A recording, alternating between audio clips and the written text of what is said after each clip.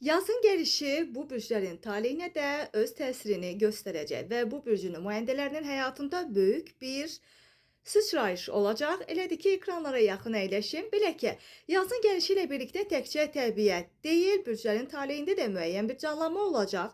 Astrologiyaya görə mart ayında bəzi bürclər yeni bir mərhələyə start götürəcəklər. Uzun müddətki gözlənilən dəyişikliklər, qəfil qərarlar və həyat istiqamətlərində sıçrayışlar mümkün olacaq. Bəs bu yazın enerjisi hansı bürclərə təsir edəcək? Odur ki, diqqətli olaq.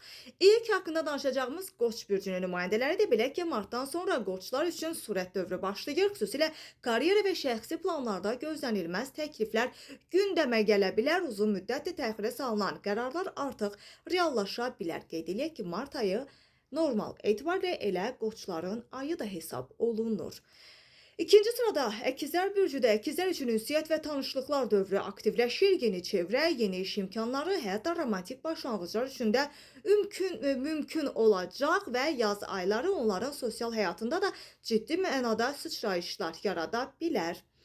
Üçüncü sırada yazın ən şanslı bürclərindən biri Şir bürcüdür. Şirlər üçün maddi və status baxımından yüksəliş dövrü olacaq. Risk eləyən şirlər isə uduzmayacaqlar. Ağıllı risk eləmək daha məntiqli olardı. Xüsusilə aprel ayı üçün ayı onlar üçün də xüsusi bir dönüş nöqtəsi ayı hesab olunur.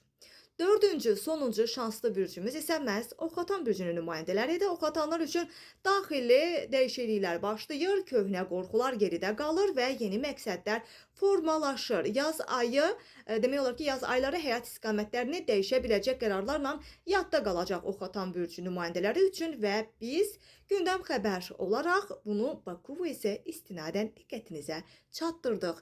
Hər kəsə uğurlar arzulayırıq.